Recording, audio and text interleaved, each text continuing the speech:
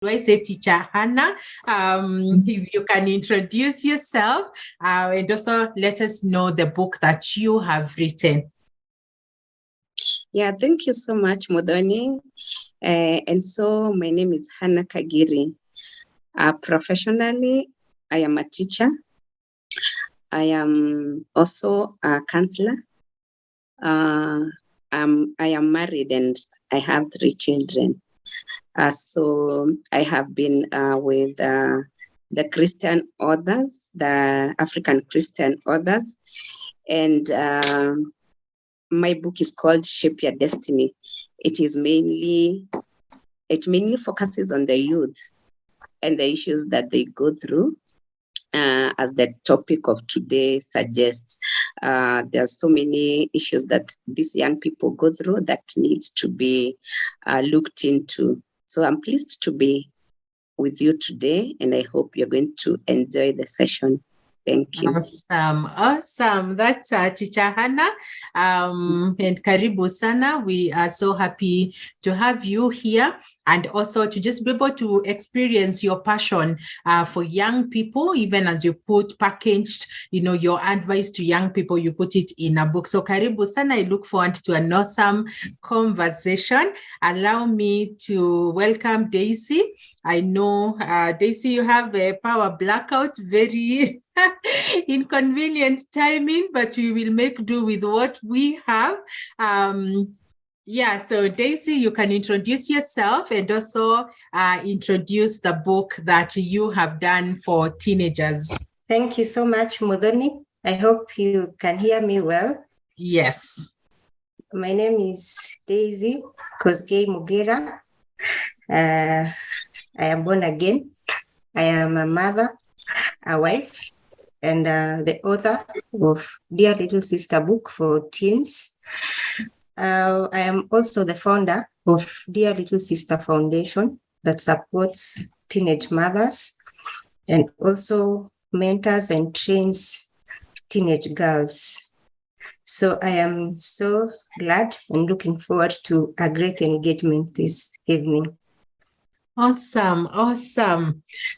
So I think today it's a women's meeting, seeing that we don't have a gentleman who has written for young people. So if you're, an author out there and you have a passion for, teenage boys, you should be in this conversation. And so we welcome you to join the next time we are having. But for tonight, it's girl power, so we are okay. Let me start by looking at the topic. Daisy, you've done a book your book is actually just your life story or your family's life story and the lessons that you learned, growing up. Maybe my question to you today is, what are the lessons that you've learned in the past that we can pass on especially to young girls, because your passion is for young girls. For Hannah, it's for both boys and girls. But for you, Daisy, your passion, your heart beats for young teenage girls. What are the lessons that you've learned in the past that you can actually be able to pass, or you want to tell a teenage girl out there right now so that they can be positioned for the future? Thank you so much, Muthoni. My first lesson from my experience, both mine and from the girls I've interacted with in my foundation, is number one, I would really challenge young girls not to learn from their own experiences, but to learn from the experiences of people who've gone ahead of them. We have a saying that experience is the best teacher, but sometimes when we wait for life to teach us, sometimes it becomes so harsh, and sometimes we are not even able to bounce back. So because there are people who have gone ahead of us and have experienced what we are currently experiencing as teenagers, it is a call to all teenage girls to learn as much as they can from experiences of those who've gone ahead of us, because I usually tell young girls that there's nothing that they are currently experiencing or going through that our mothers or our guardians or our big sisters have not gone through. So it is the teens who sometimes try to ignore or try to learn to experience things on their own. And sometimes it turns out not so well. So if they are keen and learn from those who've gone ahead of them, they will avoid some of the challenges. They will avoid some of the mistakes that others have already made, and they will be able to excel better than those who didn't have examples to learn from, or those who didn't have people to teach them. That is one of the greatest lessons I've learned. Awesome. I really like what you're saying, Daisy, and just, even as we were, looking at us, we were teenage girls before. And so if someone tells you there's a pothole here, would you want to go through the same pothole and then you stumble, you fall? And there's something very key that you have said. I was just talking to my, adult daughter now. She's just turned 20. And I was telling her, yes, there are examples of people who, stumbled and they bounced back, but the examples of so many others who were not able to bounce back, they're really, so you don't want to experiment and see whether you'll be the one who will bounce back or who will not bounce back. Just learn from the experiences of others. And when someone tells you, I've been on this road, I've used this road before, I know where the problem is, I know where they're called the black spots are. So when you're told slow down here, don't exceed 30 kilometers per hour, it's because someone has been there and they know what they are saying. And something else that you have really said, which is really important, that experience is not always the best teacher. So you don't want to always experience something new and say, oh, that one works, that one does not work. Let's hear the stories of others who have gone ahead of us, and let's learn. I know, when, girls are young, you're youthful, you have energy, you feel like you know what you know, but the truth is there are others who have gone ahead of you and you can actually learn from them. Awesome. Thank you very much.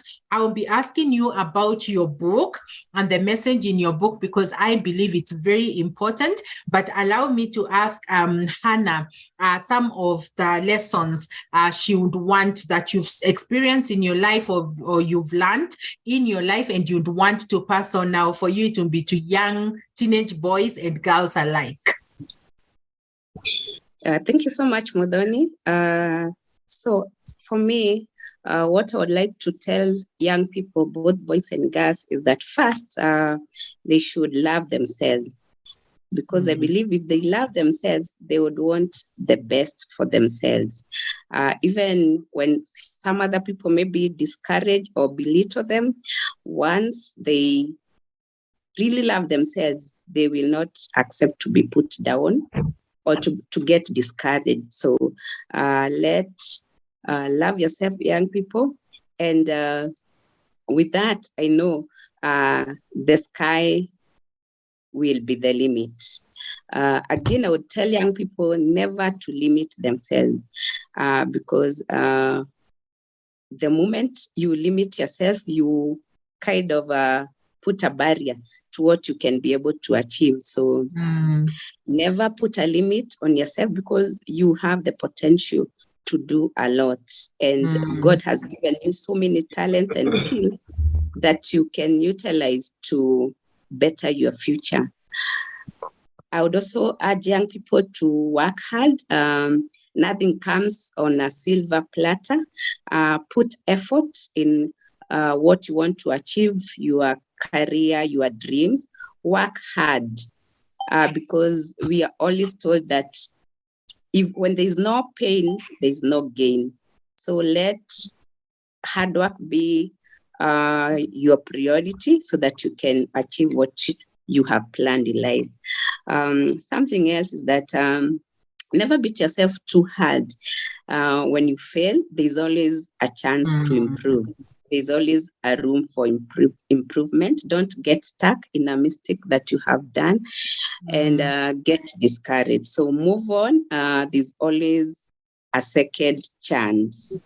Awesome. And finally, finally, maybe just to tell them it's also good to trust in God, because when everything is done, when you have tried everything, the ultimate power and the ultimate strength comes from God. So trust in God in all you do, and you will never be discouraged. Awesome. I'll be coming back to you to ask you, how do you love yourself?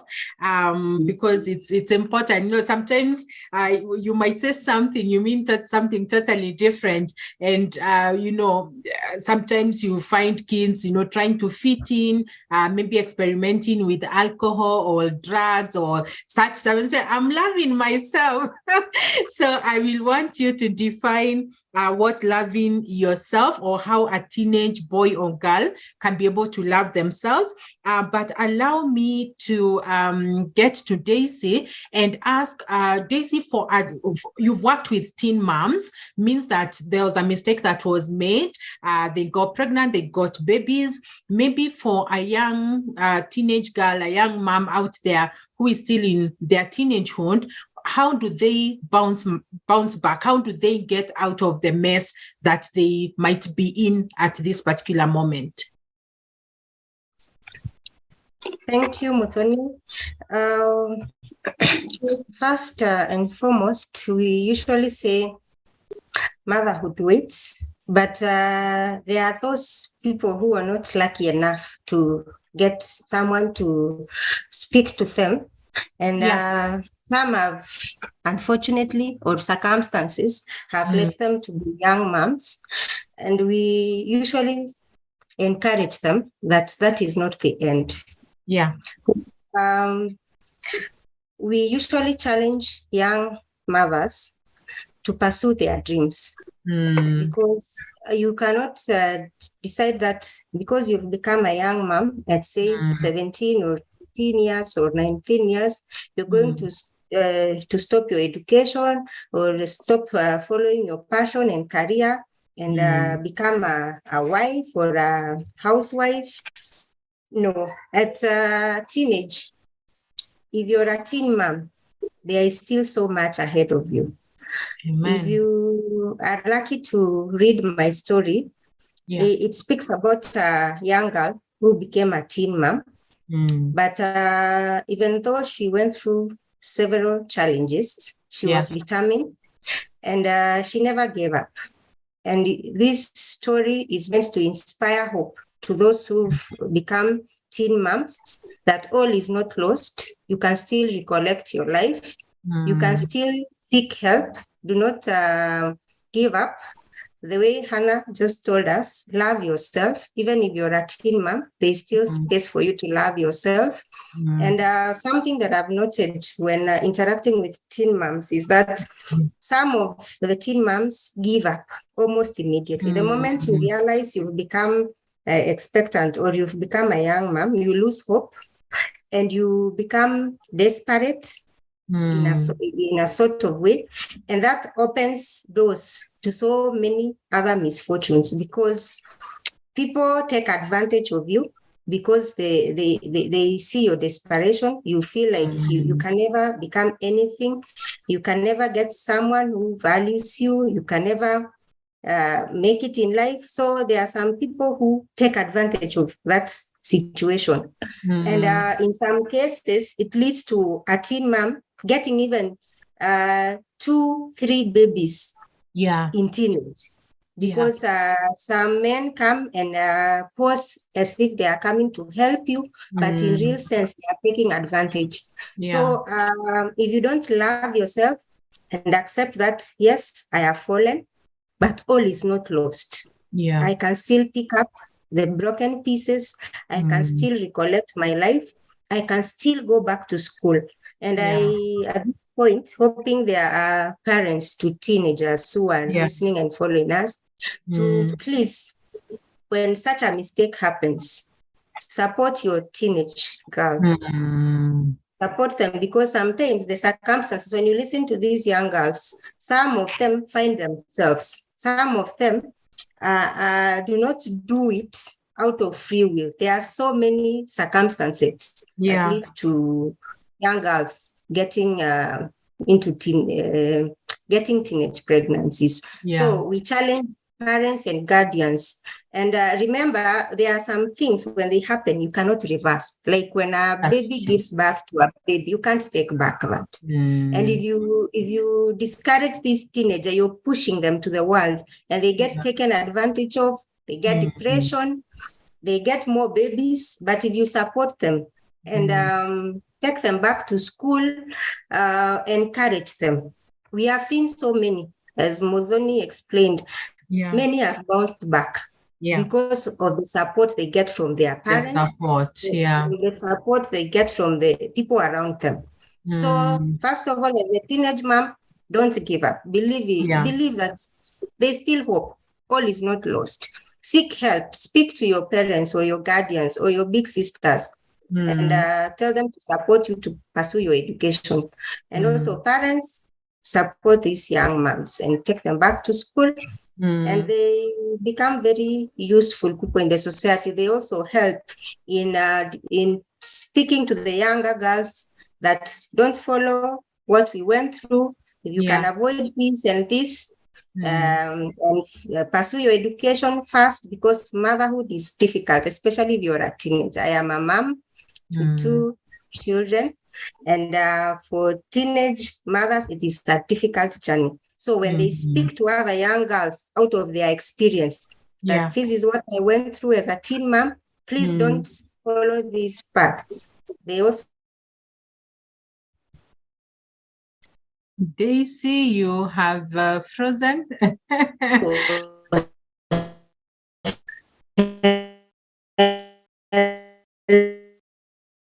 Daisy, we can't hear you.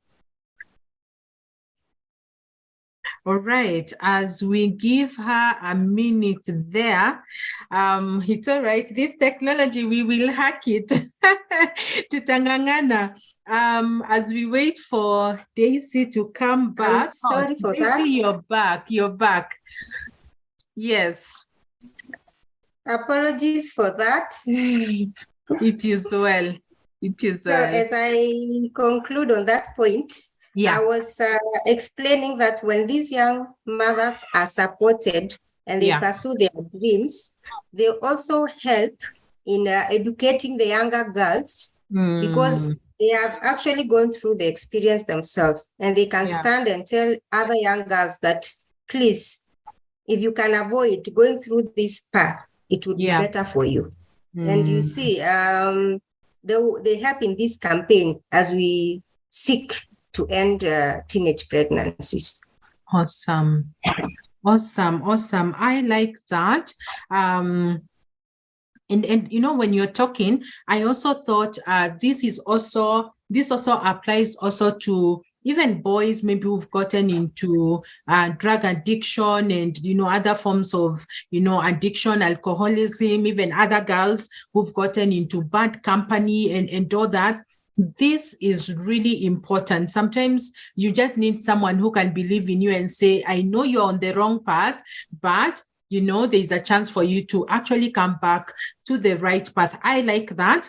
And the message for the parents, when a child has messed up, your support can actually help them to bounce back. When we push them away, then we push them further into the problems and the mistakes that they've done. Wow. Awesome. Thank you very much, Daisy. Allow me, even as you've mentioned, you know, loving the teenagers, loving themselves, coming back to Hannah. How does a teenage girl or boy love themselves, so that we are very clear, so that, you know, they don't say, oh, Teacher Hannah said we should love ourselves. So I've gone to drink, or I've gone to, you know, get some drugs somewhere because we were told to love ourselves. And this is how I love myself. Maybe you can define for us what loving yourself looks like. Yeah, thank you, Muthoni, for that. So when I talked about a youth loving themselves, I actually mean that they should not allow people to take advantage of them. They should not allow people to belittle them or influence them negatively. And you have mentioned about drugs. They should actually say no to drugs, because the moment they engage in drugs, that actually destroy their lives. It destroys their bodies and even their capacity, their mental capacity to reason and to function normally. So something else, maybe especially even for the girls, they love themselves when they dress well, because that puts a kind of integrity in what they do. Loving yourself as a teenager also means reading useful books, watching useful material, because we always say what you watch actually influences what you do in your life. When you watch useful information, you'll be able to, we always say, garbage in and garbage out. So watch useful information. Something else is that they should, like Daisy has said, never lose hope, because that is actually the first step towards loving themselves. Never lose hope, even if they get involved in some areas that may put them back.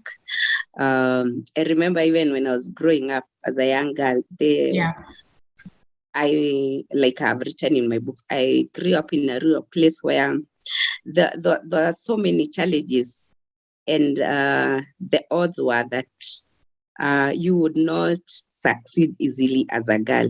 But with determination, with loving myself and getting focused, I can say today I was able to triumph. So again, for the young people, love yourself. Do things that will add value to your life, things that will position you in a good place, and something that will also add value to your future.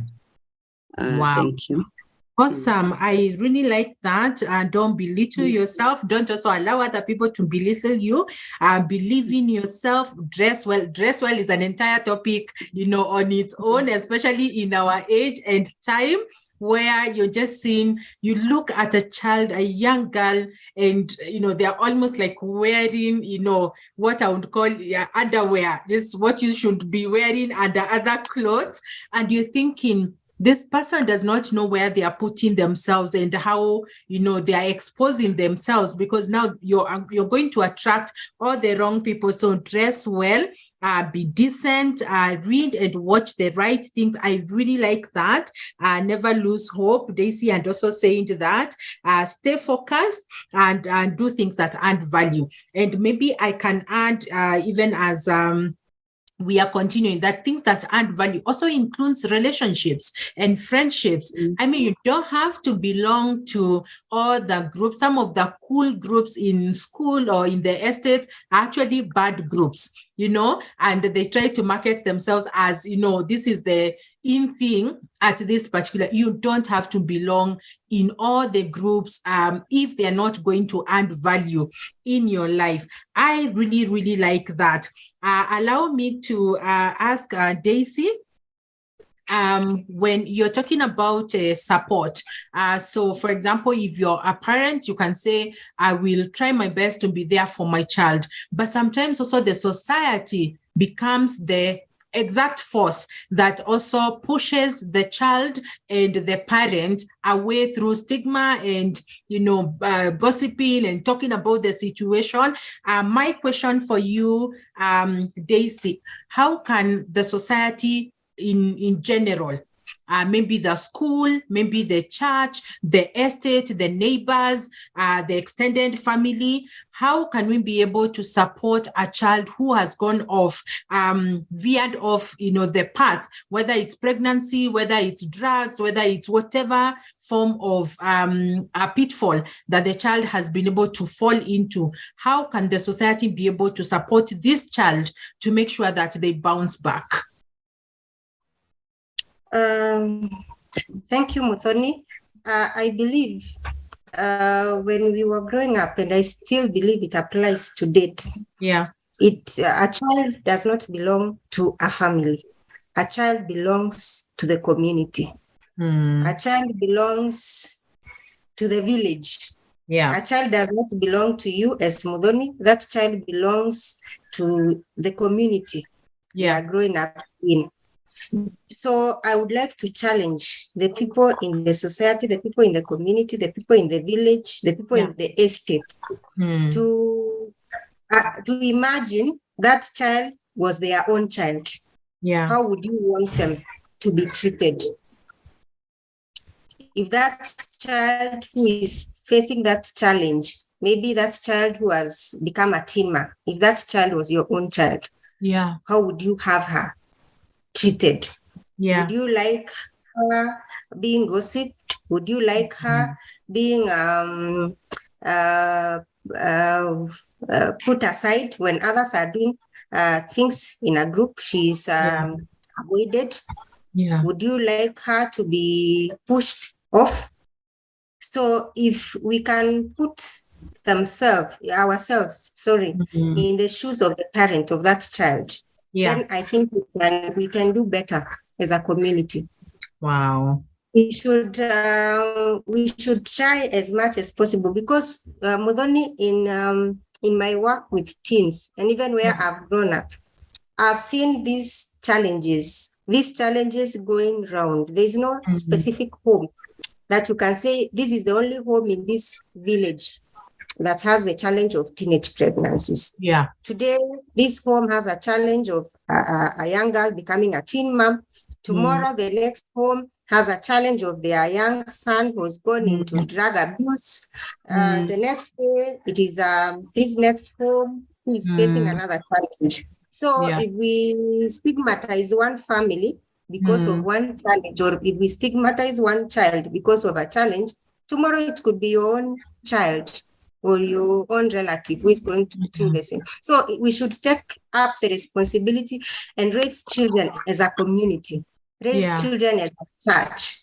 Yeah. It is sad to hear some situations where a person cannot even go to church for rescue because they are gossip, even in church. Yeah. You do a mistake as a youth and you are embarrassed in front of the congregation. Yeah. And that is a place where you should seek comfort. That is a place where you should feel comfortable to get hope, to be encouraged. Yeah. So I challenge the church, the community, not to push people who sleep, not to push people further, but to embrace them and to support them, to encourage them and to pray for them and to bring them closer. Because when we are accepted, as I said earlier, as teens, it becomes easier to love ourselves, like Hannah was explaining. It becomes easier for us to bounce back, and it becomes easier for us as teens to follow our dreams despite the little obstacles that we face. Awesome. I really like that.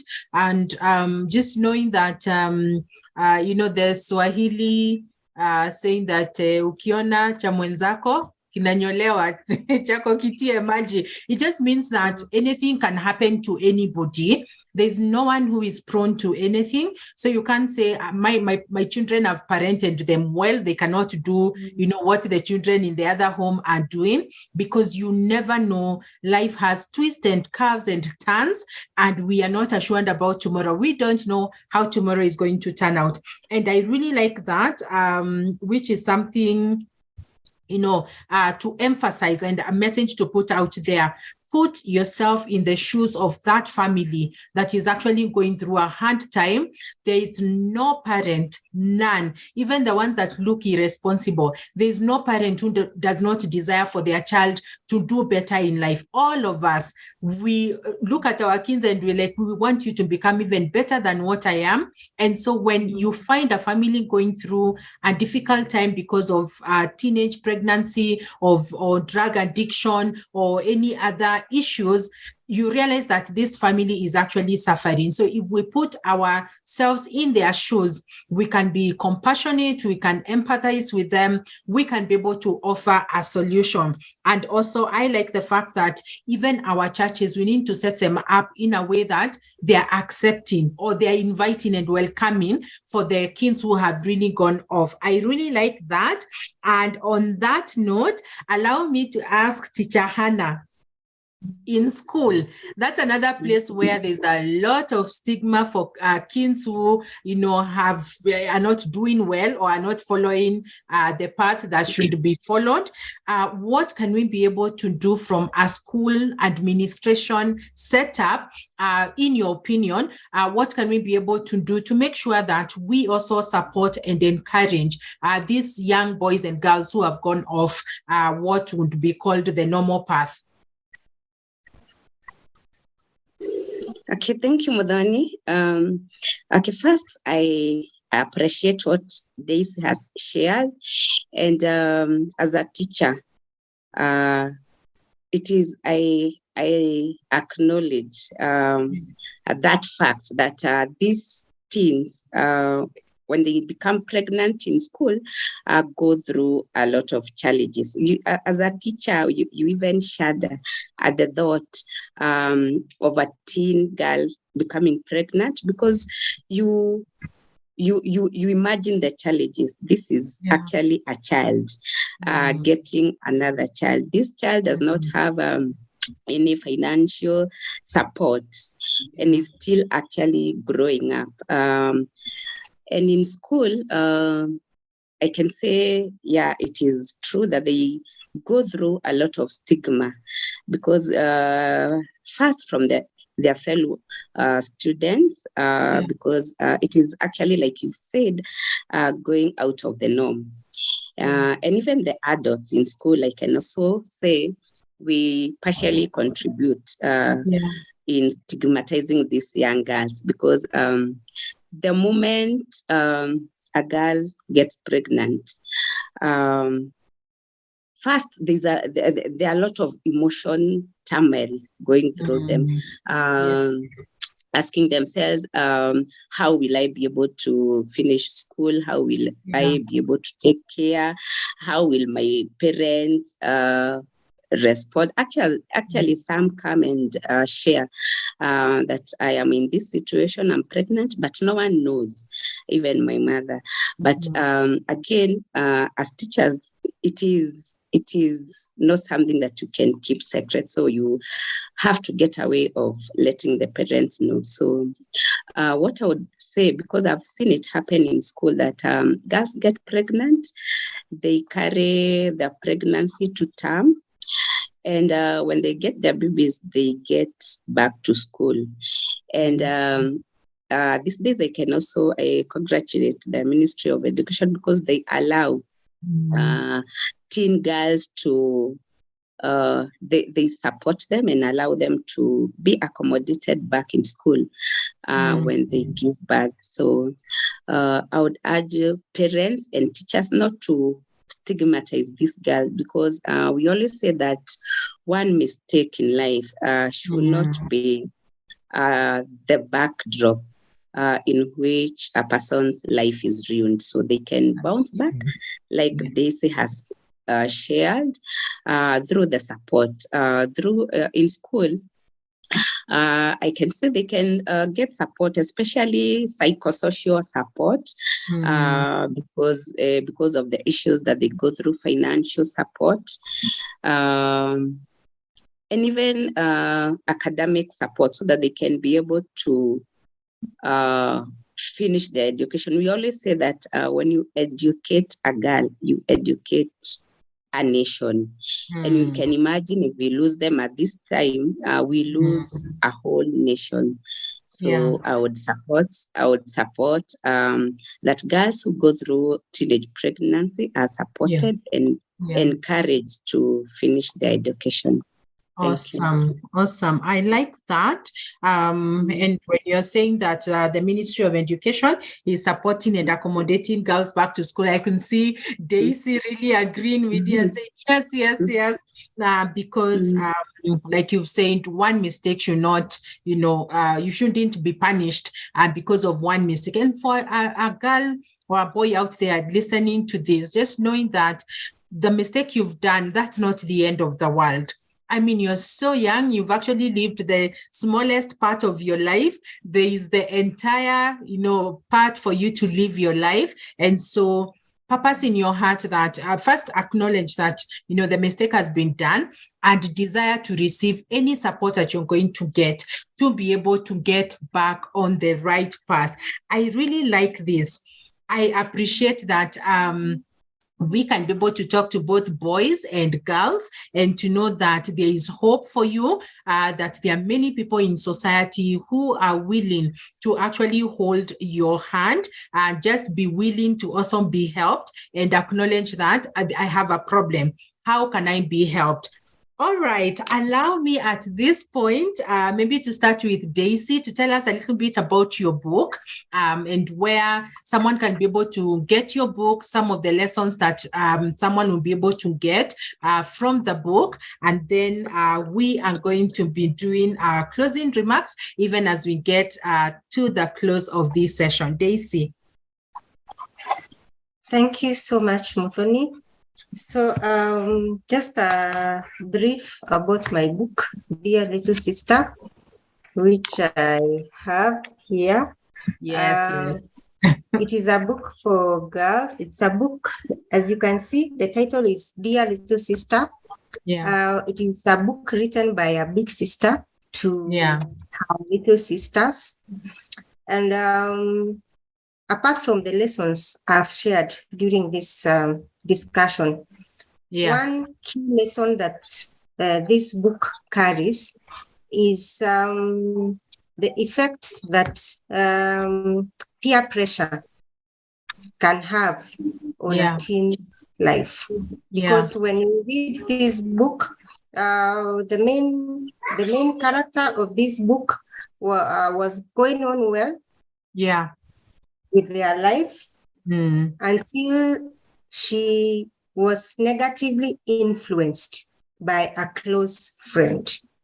So the key lesson here is teenagers should be so careful about the people they take as close friends, because even the Bible tells us that bad company ruins good morals. And teenagers at that age, you are trying to learn, you are trying to experience things. So bad company can really mess you up. So if you can watch the people you hang around, the people during your free time, who do you stay with? Who do you speak to regularly? Who do you go out to? Or who do you go out with during your free time?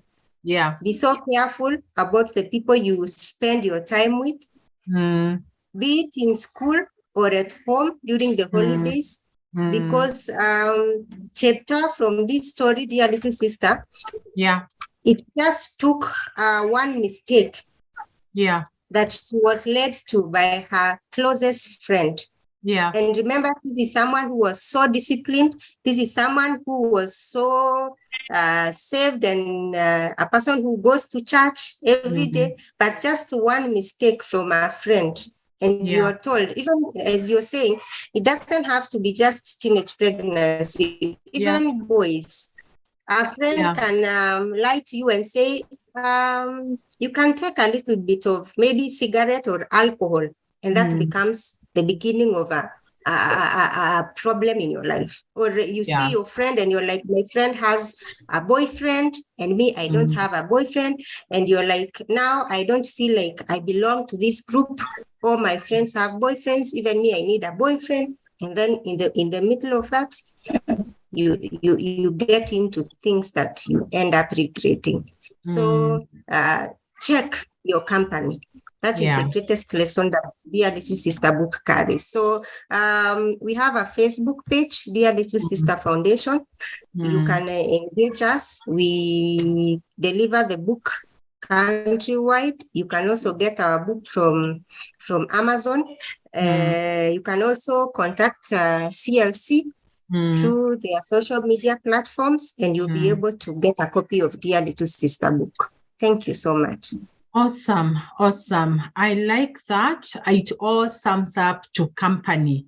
I mean, even for us as grown-ups, and by the way, I tell teenagers, young people, we are not telling you about peer pressure and company because it's going to finish at the point where you stop being a teenager. Peer pressure is everywhere. I mean, for the minute you get into college, everybody is asking, which college did you go to? Did you go to the university? The minute you start working, you're working for Safaricom. Hey, me, I'm working for this other one. Then you start now to earn money. How much money are they paying you? Oh, me, they are paying me this much. Then you start to settle in life. Which part of town are you staying in? Which car are you driving? You've not gotten a car? Oh, me, I just got a car. You start to get, the age of getting married and starting a family. People are asking you, you're not married? Not yet? I mean, I'm saying peer pressure is everywhere. You have your children, your friends are asking you, which school does your child go to? Mine goes to this other one. You get to a place where now maybe your kids are going to college, peer pressure is there. Now, older parents, they're being asked, oh, my son is getting married this weekend. Yours? Not yet? Oh, mine is really doing very well. Peer pressure is an aspect of life. It starts, it's everywhere. So if you can hack peer pressure at this particular time, you'll be very well positioned in life because you can be able to see, yes, I'm seeing Daisy is doing this. I can see Hannah is doing this, but this is my path. I'm going to follow the path that, has been set out for me. And that makes life very fulfilling. You live a simple, quiet life, of course, trying to reach out and become better of who you are, but peer pressure will always be there. So if you can be able to master it at this point, you will do very well. Awesome. I'm seeing Teacher Hannah maybe has been kicked out. Technology, I think, will be coming to a close. Hannah's book, Shape Your Destiny. Let me share in her absentia. Let's see. 1 minute. I see if I can share the book, and you can be able to also get the book, purchase the book through CLC Kenya and the different platforms that we have. Let me see. Okay. And just learn and get to know what you can be able to do to overcome if you're going through a difficult time. If you are not able to get support from where you are, as Daisy and Hannah have said, there are different places where you can be able to get help.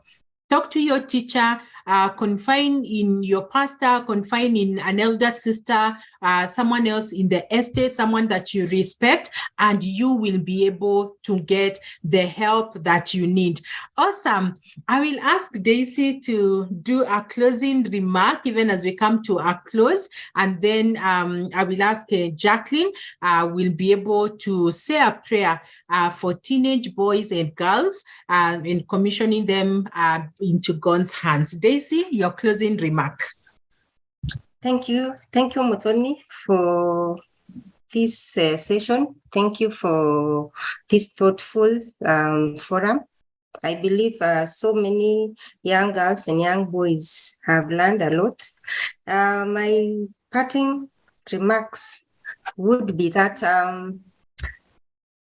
the community and each one of us, the teens, the parents, the guardians, we should all play our parts. We should all do what is expected of us. As teens, we should be responsible. Let us make the lives of our parents easy, because like Muthoni said, parents are always worrying and praying and hoping that their children turn out well, that they succeed in life, they succeed in their education, they succeed in their careers. So if as teens, we play our parts by being disciplined, listening to our teachers, listening to our parents, knowing too well that they are concerned about us. They don't teach us to punish us. They don't deny us some things because they don't love us. They do it out of love and out of the hope that we may succeed in life. Amen. Parents and guardians, also let's play our parts. Let us not leave teens to learn things from others. I usually challenge parents that before these young boys and girls get information from outside or from their peers or even from school, their first point of influence is home, the parents, the siblings, the environment they grow up in. So as parents, let's take responsibility. Let's take our responsibility seriously. Let us be keen on what the teens are up to. Don't just say they are in the house, they are in their rooms. What are they watching? What are they doing? Or you asked, where is your child so-and-so? You're like, he or she is out with friends. Which friends? Do you know where they are? Which house or your children just go for sleepovers and you're asking, you're like, she's at her friend's. Which friend? Do you know that friend? Do you know the parents to that friend? Let's take the responsibility as parents seriously. And I believe we will all be able to bring up responsible children and we will have a happier society. Thank you. Amen. I really like that. It's a challenge, a good challenge, also for parents. Our time trouble would be found outside. Now, because of technology and internet and access and all that, trouble is inside in our home. So a child could be saying, no, my child does not go out. My child stays at home. But there is trouble even at home because all they need is data or Wi-Fi, and they're in a lot of trouble if they go to the wrong places. So I like that. I can see, Daisy, your parenting style is also mine. I want to know their friend, their father, their mother, their sister. I want to know an itinerary, what will be done, what will you watch after that, where will you go? It is so important. And it's some things, it's not even about whether you have money or don't have money to access some things. Some of these things is just decisions. For your child to know that you will check on them and that you will make sure they are where they said they will be and they will be doing what needed, what they said they will be doing. So I think that is very important. And any parent, irrespective of your financial situation, your social status, all of us can be able to do a little bit follow-up so that our children know that we are caring for them. We are watching out for them. We are looking out for them so that we can shield them. This is a sensitive stage. After that, we can release them to the world. All right. Teacher Hannah is back. I had already talked about your book. Now that you are here and then rapture happened and you are not here. Maybe you can tell us a closing remark. So for me, thank you for that. Sorry for that interruption. So I can just add that my book mainly focuses on telling the youth, both boys and girls, to live a purposeful life. And a purposeful life, I mean a life that has healthy relationships, a life that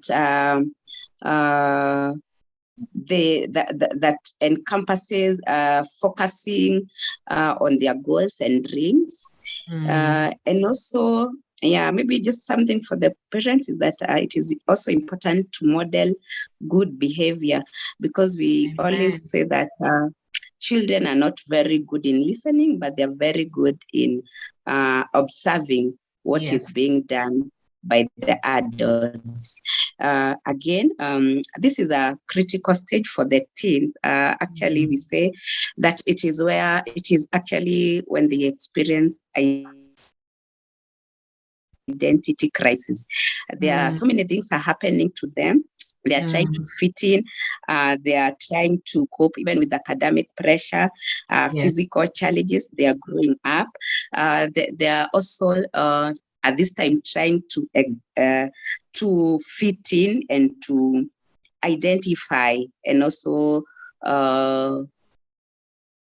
are also establishing their career goals. So support them. Be their number one support as parents. These days, like we have said, we also have issues of LGBT that are very rampant these days, and creating awareness, even as parents, to them on these issues would be very instrumental.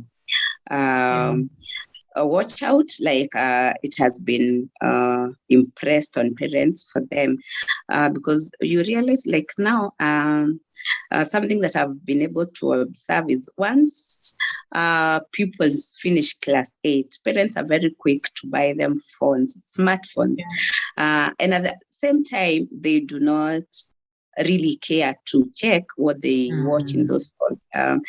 Sometimes parents, we may think that we want to demonstrate love by buying them these gadgets, but at the same time, it can be the source of their ruin if that is not checked. So educate your child before you rush maybe to get them a gadget, and keep monitoring, because at the same time, these are the same gadgets that really make them lazy, even to do small tasks. Even when they come to school, we really struggle to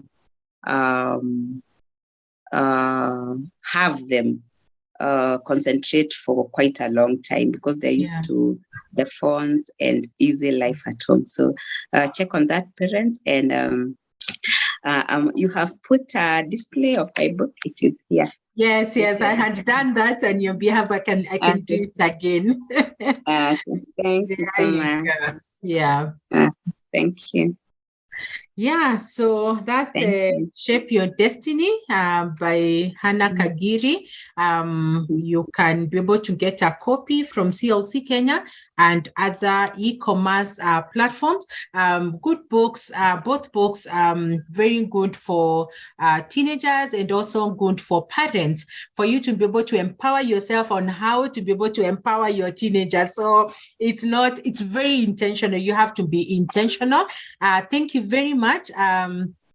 Really bless God for Daisy, for Hannah. Of course, we had 2 other authors in this category who did not make it. So we have Lucy Ann Waweru, and we have Roberta Abba, and they were not they did not make it for one reason or another, but their books are equally good and relevant. So we pray that you are going to pick these books, you're going to empower yourself, you're going to read through with your teenage boys and girls, even the story for Daisy. You don't have to wait for your child to be pregnant for you to talk to them about these things.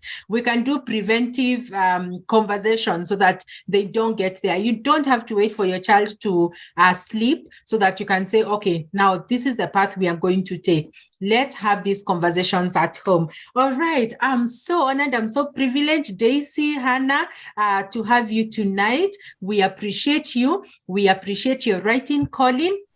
My prayer for you is that may the Lord touch so many lives with your books and with your content, and may the books spread so wide, away from your networks, away from people you know, away from this country. Let the books go as far as God is going to allow. Awesome.